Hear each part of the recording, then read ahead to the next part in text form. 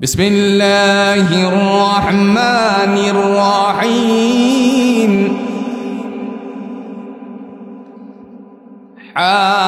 আমিন।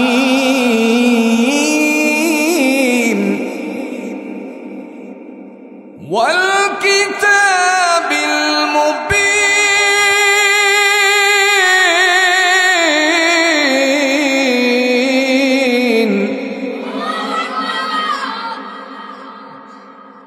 ইন্না আনজালনাহু ফি লাইলাতিন মুবারাকাতিন ইন্না কুন্না মুযিরিন।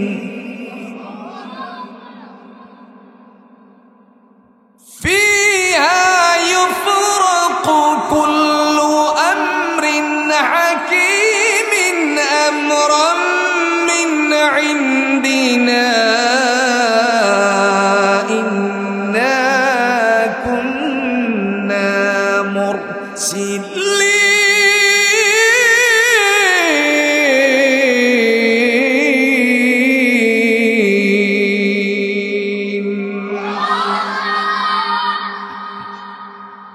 কে বলেছেন? সূরাতুদ দুখানে আল্লাহ রাব্বুল আলামিন প্রথম নাম্বার আয়াতে বলেন হামিম, আই হরফুল মুকাত্তাআত। এইগুলো সম্পর্কে দুনিয়ার জমিনে কোনো আলেম বলতে পারবে না তার অর্থ কি।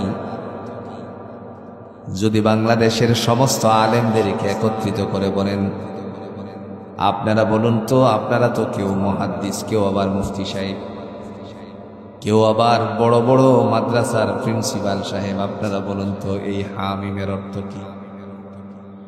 বাংলাদেশ পারল না, মনে হয় সৌদি আরব গেলে পরে তারা পারবে। কথা কন। আরবে আপনি চলে গেলেন, শেখ সুরাইমকে একত্রিত করলেন, ওনাকে ডেকে আনলেন, প্রধান ইমাম শেখ আব্দুর রহমান আস-সুদাইসকে সাথে করে নিয়ে আসলেন। মক্কা মদিনার 13 জন ইমামরে আপনি সামনে আনলেন, আনার পরে জিজ্ঞেস করলেন, আপনারা তো আল্লাহর ঘরের ইমাম, আপনারা তো মসজিদে নববীর ইমাম, বলুন তো হামিমের অর্থ কি, ইয়াসিনের অর্থ কি। আপনি যদি বলেন আলিফ লাম মিমের অর্থ কি, হা সদ কফ, এই কথাগুলোর অর্থ কি আপনারা বলেন।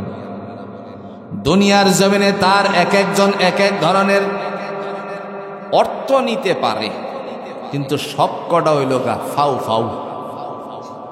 কথা বুঝছেননি? সব কটা কি? বাতে অমুক অর্থ, বা বুঝাচ্ছে এটা, তাতে এটা, তা বোঝায় এটা, সাথে এটা, সা বোঝায় এটা, আলিফ আলিফের অর্থ দ্বারা আলিফ বোঝায় ওইটা, মিমে বোঝায় মোহাম্মদ, আবার মিমে ওটা বোঝায় সেটা বোঝায়। যতগুলো কথা এক একজনে বলবে আর না বলবে, সবগুলো হলো ফাউ ফাউ। কি ফাউ ফাউ বুঝেন তো? মানে ভিত্তিহীন, অনার্থক। রাসূল আরবি সাল্লাল্লাহু আলাইহি ওয়াসাল্লামের থেকে সাহাবায়ে আজমাইনগণ যখন এই কথাগুলো শুনতেন, হামিম যখন শুনতেন, ইয়াসিন যখন শুনতেন, সদ কফ নুন, এই সমস্ত কথাগুলো যখন শুনতেন, আলিফ লাম মিম যখন শুনতেন, রাসূল বলতেন ওয়াল্লাহু আ'লামু বিমুরাদি, এর যে কি অর্থ উদ্দেশ্য আল্লাহ ছাড়া দুনিয়ার জমিনে কেউ জানে না। সুবহানাল্লাহ বলে। তাহলে আলিফে কি বুঝায়, বা কি বুঝায়, তা কি বুঝায়, মিমতে কি হয় না হয়, এইগুলো সব হলো অনর্থক, ফালতু, ফাউ ফাউ। এটা আমার কথা না, মুহাম্মাদুর রাসূলুল্লাহ সাল্লাল্লাহু আলাইহি ওয়াসাল্লাম। আপনি যতগুলো তাফসীর খুলবেন, রাইসুল মুফাসসিরিন হযরত ইবনে আব্বাস রাদিয়াল্লাহু তাআলা আনহুর মসজিদ, যেই মসজিদের কাছে তিনি শায়িত আছেন, ইবনে আব্বাস রাদিয়াল্লাহু তাআলা আনহুর নামে মসজিদটা হলো তায়েফে। আবার এখানে একটা লাইব্রেরি আছে। রাসূলুল্লাহর বাড়ি হলো মক্কার সবচেয়ে বড় লাইব্রেরি, মাকতাব। আমি বহুবার তার ভিতরে ঢুকেছি, সবচেয়ে বড় বড় যে তাফসিরগুলো আছে সেই তাফসিরগুলো দেখেছি। ছোট্ট কয়েক খণ্ডে খণ্ডিত তাফসিরে উশির সহ দেখেছি। যতগুলো এই কথা আছে, আলিফ লাম মিম আছে, ইয়াসিন আছে, যতগুলো আছে, এক একজনে এক এক কথা বলার পরে শেষ কথা বলছেন ওয়াল্লাহু আ'লামু বিমুরাদি। এর যে কি উদ্দেশ্য আল্লাহ ছাড়া, জোরে বলুন তো কেউ জানে নাকি? ওয়াল কিতাবিল মুবিন।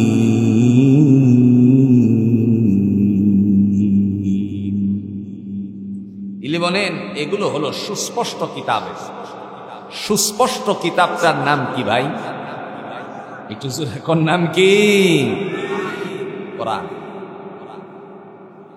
এই কোরআনটা নাজিল করেছে কে? একটু জোরে। আচ্ছা, এই যে আল্লাহ বলেন নামটা ডাক মারলেন, আল্লাহ খুশি হই না বেজার হয়?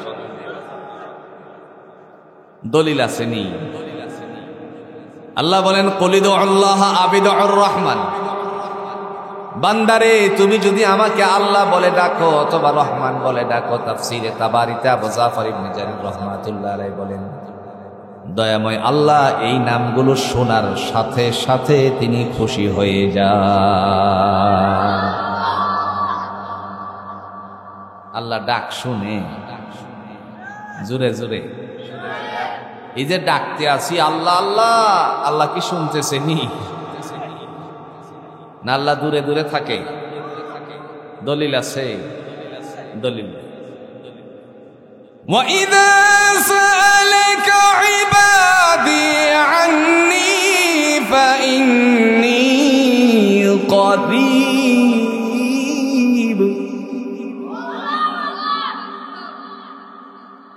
أُجِيبُ دَعْوَةَ الدَّاعِ إِذَا دَعَانِ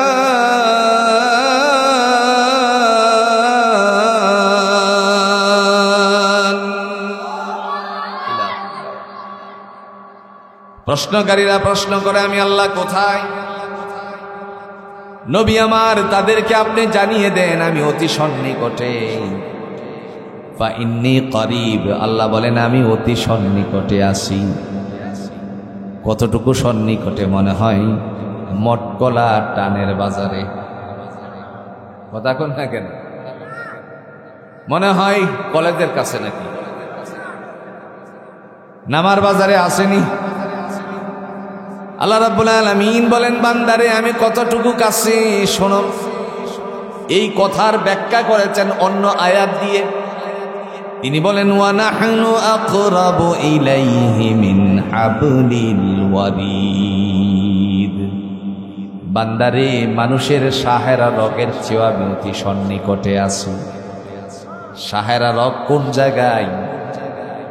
আজকে জাপানের 40 জন ডাক্তাররা মিলে গবেষণা করে তারা উত্তীর্ণ হয়েছে, মানুষের ঘাড়ে একটা রগ আছে যা মস্তিষ্কে বুদ্ধি সরবরাহ করে। এই রগটাই যদি আঘাতপ্রাপ্ত হয়, এই রগটাই যদি ছিঁড়ে যায়, এই রগটা যদি দুর্বল হয়ে যায়, এই রগটা যদি সমস্যাই হয়ে যায়, তখন লুঙ্গি মাথা তুটে। এদেরকে আমরা কি বলি? আল্লাহ বলেন বান্দারে ওই বুদ্ধি সরবরাহের রগের চেয়েও আমি আল্লাহ অতি সন্নিকটে আছি।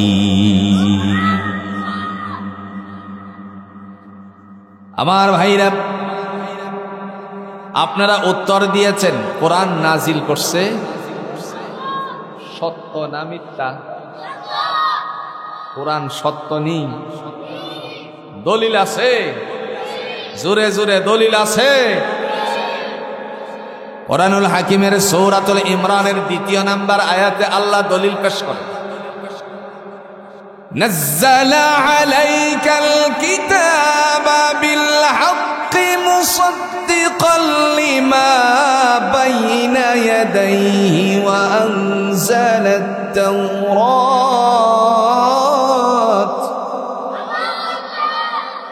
ওয়া আনজালাত তাওরাত ওয়াল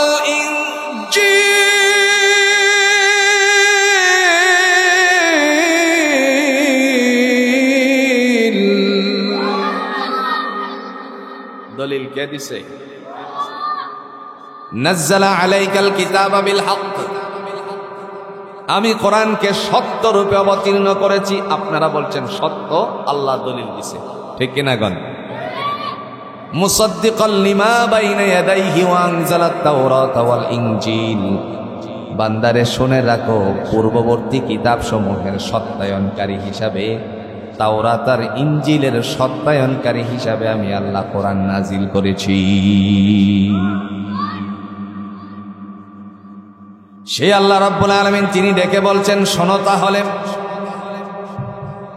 ইন্না আনজালনাহু ফি লাইলাতিন মুবারাকাতিন ইন্না কুন্না মুনযিরিন।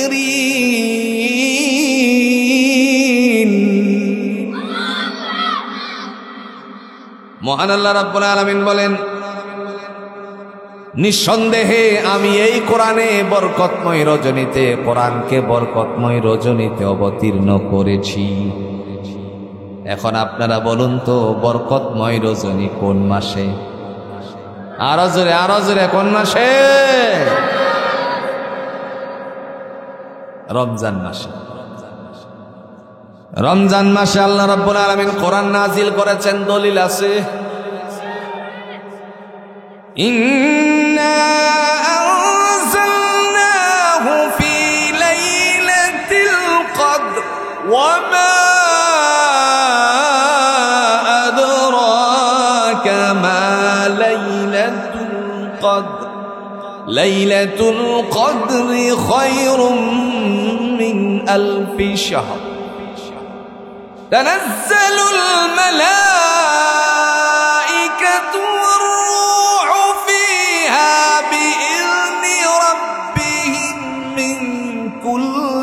أمر سلام هي حتى مطلع الفجر। কার কথা? আল্লাহ বলেন, ইন্না আনজালনাহু ফি লাইলাতিল কদর, নিঃসন্দেহে আমি এই কিতাবকে, কোরআনকে লাইলাতুল কদরের রজনীতে অবতীর্ণ করেছি। কদরের রজনীতে কোরআন অবতীর্ণ করেছেন, সুস্পষ্ট প্রমাণ পেলাম। কারণ বরকতময় রাতটা আল্লাহ পাক রব্বুল আলামিন তিনি বলেন, লাইলাতুল কদরি খায়রুম মিন 1000 শাহর। আল্লাহ পাক বলেন, এই রাতটা হলো কয় মাসের চেয়ে উত্তম।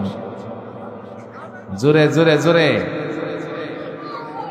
চিন্তা করেন, এত এত এত এত সময়, ঘন্টা, আবার দিনের চেয়ে, আবার হাজার হাজারের চেয়েও উত্তম।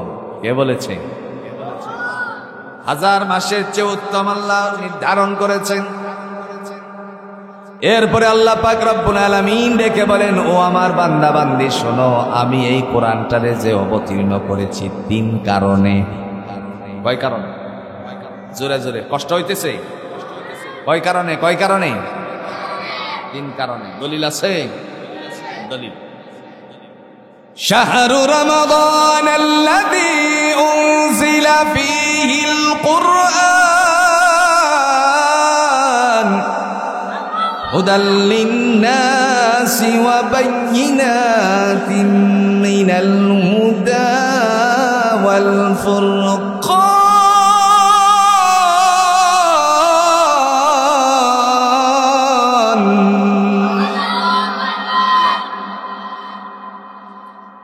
মহান আল্লাহ বলেন, এই রমজান মাসে আমি কোরআন অবতীর্ণ করেছি বান্দারে 3টা কাজের কারণে, 3 কারণে করেছি। প্রথম নাম্বার কাজ হলো হুদাল লিন্নাস, মানুষের কল্যাণের জন্য আমি কোরআন অবতীর্ণ করেছি। সুবহানাল্লাহ। মানুষের কল্যাণের জন্য, ভালোর জন্য আমি কোরআন নাজিল করছি। ইতিহাসের পাতায় স্বর্ণাক্ষরে লেখা হয়ে গেল। নিঃসন্দেহে আপনারা শুনেছেন, গত মাসে আমেরিকার মতন আবার দেখা গেল বড় বড় পাদ্রী যারা ছিল 10 জন পাদ্রী, একজন দুইজন নয়, 10 জন পাদ্রী ইসলামের সুশীতল ছায়াতলে কোরআনটা গবেষণা করে তারপরে প্রবেশ করে ফেলেছে। এক একজনে 10,000 করে তার অনুসারী নিয়ে ইসলাম গ্রহণ করেছে।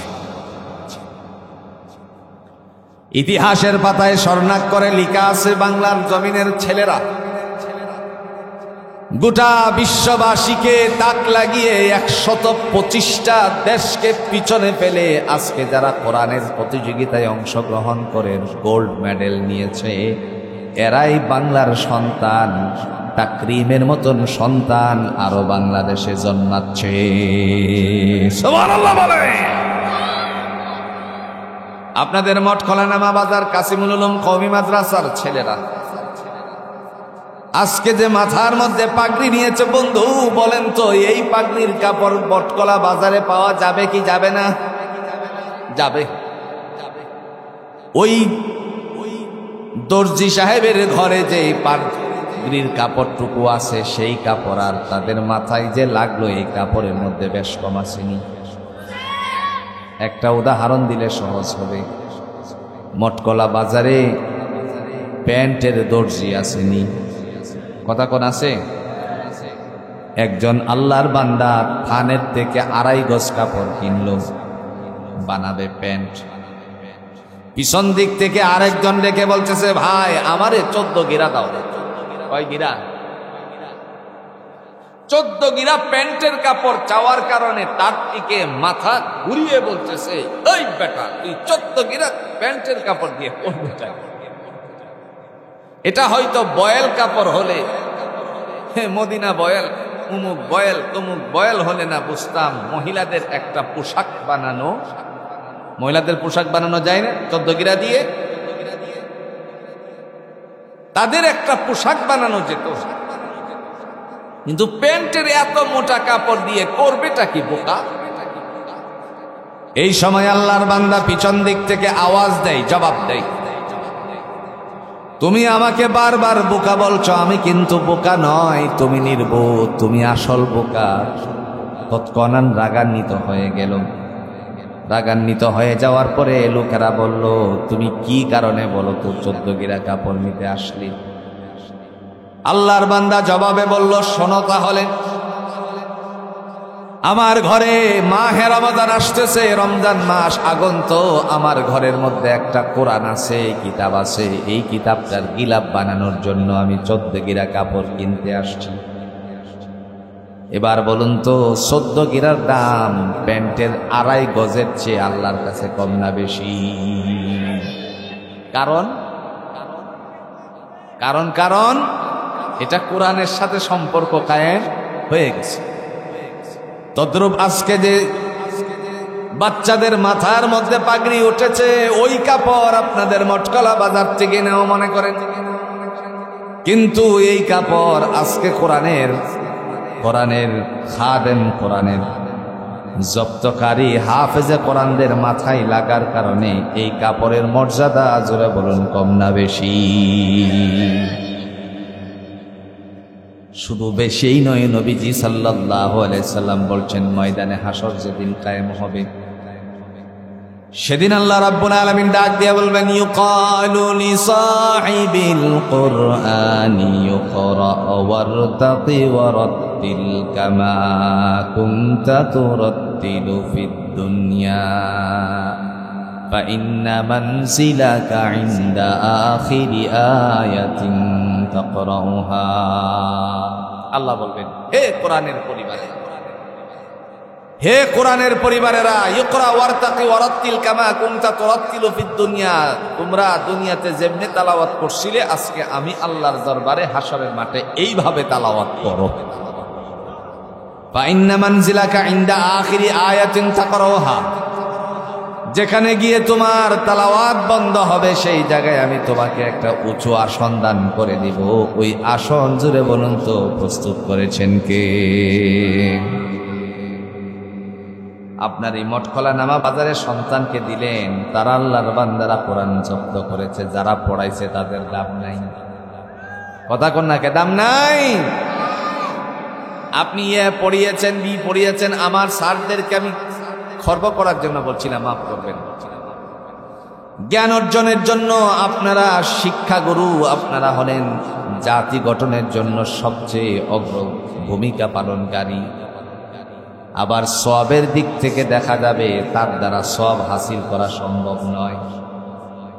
আর যদি সওয়াব এবং জ্ঞানার্জন দুটাকেই নিতে হয়, তাহলে মাদ্রাসা আপনাদের কাসিমুল উলুম কওমি মাদ্রাসার মধ্যে জুড়ে বলেন আসা দরকার আছে কিনা? সওয়াব সওয়াব। নবীজি সাল্লাল্লাহু আলাইহি সাল্লাম বলছেন, মান ক্বারা হারফাম মিন কিতাবিল্লাহ, কেউ যদি আল্লাহর কোরআন থেকে একটা অক্ষর পড়ে, ফালাহু বিআশরি আমসালিহা, তার আমলনামায় আমার আল্লাহ প্রতি হরফের বিনিময়ে 10টা করে নেকি দান করে দিবেন। কয়টা? 10টা। সনদের দিক থেকে অনেকেই তার উপরে যদিও ইখতিলাফ করেছেন, আমলের দিক থেকে অনেক উত্তীর্ণ। রাসূল আরো বলেন, যারা পড়ায় তাদের মর্যাদা অনেক বেশি।